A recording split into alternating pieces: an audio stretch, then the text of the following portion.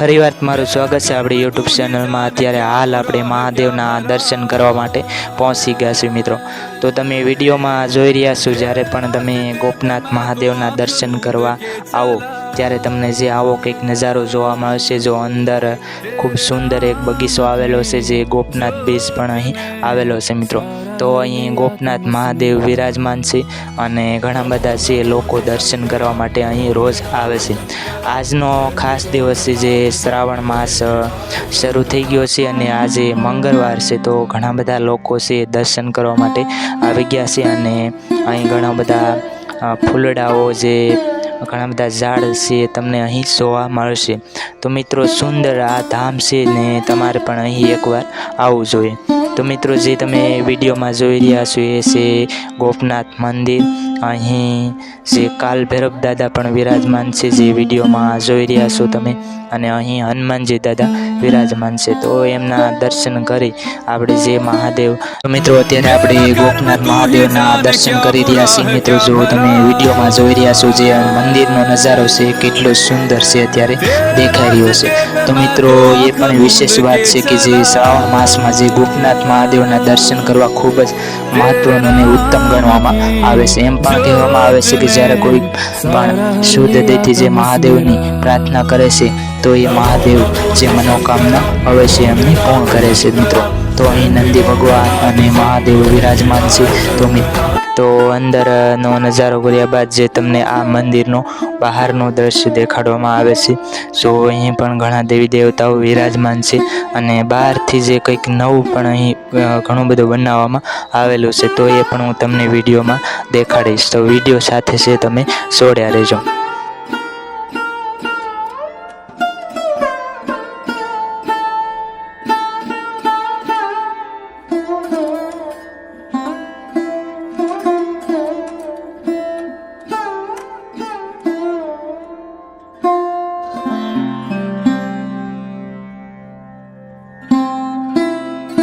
તો મિત્રો તમે ગમે ત્યારે અહીં આવો તો અહીં જમવાની પણ સુવિધા હોય છે મિત્રો। જમવામાં જે સુરમાના લાડવા હોય છે, જે શાક રોટલી દાળ ભાત અને શા પણ અહીં ચાલુ જ હોય છે। તો ગમે ત્યારે આવો તો અહીં સુવાની પણ સુવિધા હોય છે મિત્રો। તો અહીં દર્શન કરવાનું ના ભૂલતા મિત્રો। તો જરૂર અહીં એકવાર આવજો અને શ્રાવણ માસમાં જે દર્શન કરવા જરૂર આવવું જોઈએ મિત્રો। તો અહીં એક નવું પણ બનાવવામાં આવેલું છે, જે 12 જ્યોતિર્લિંગના અહીં જે ફોટા મૂકવામાં આવ્યા છે, જે એ રીતના મંદિર અહીં બનાવવામાં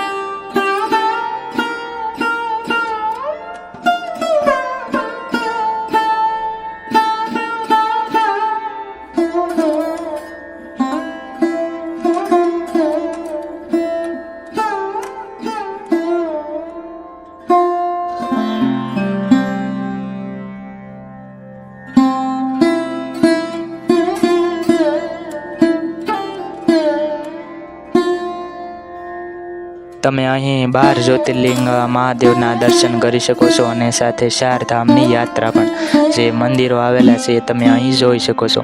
તો જય મહાદેવ કમેન્ટમાં લખવાનું ના ભૂલતા। અહીં જે બહારનું દ્રશ્ય છે, તો અહીં ઘણા પાળિયા પણ આવેલા છે। જો ગોપનાથ આવ્યા હો તો કદાચ તમને ખબર હશે, અહીં એક મોટો પીપળો પણ આવેલો છે। તો આજે તમને દરિયા બાજુ જાઓ ત્યારે છે તમને આ બહારનું લોકેશન દેખાશે। અને અહીંથી જે આપણે મહાદેવના મંદિરે ગયા હતા અને બહાર છે આ એક સ્ટેચ્યુ છે અને આ છે દરિયો. જો કેટલો સુંદર છે. અત્યારે આપણે આવ્યા પણ જે એમનું પાણી છે ચાલ્યું ગયું છે અને અત્યારે 2 વાગ્યા છે. તો ખૂબ અત્યારે સુંદર નજારો આવી રહ્યો છે અને આ છે ગોપનાથ મહાદેવ. તો કમેન્ટમાં જય મહાદેવ નામ લખવાનું ના ભૂલતા.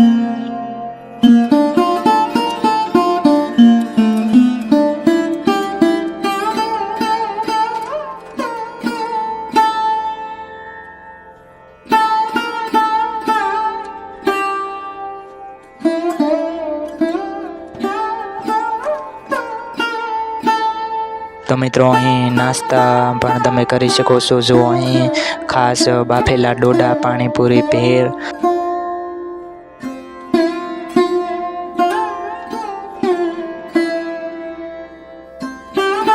બધું જે ખાવાની ખૂબ સુંદર મજા આવે છે. બીચ પાસે બધા જ ને મજા આવે.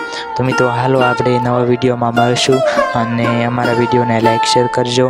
તો કમેન્ટમાં જય મહાદેવ નામ લખવાનું ના ભૂલતા બધાને. અને હવે આપણે ફરી મળીશું બીજા વિડીયોમાં.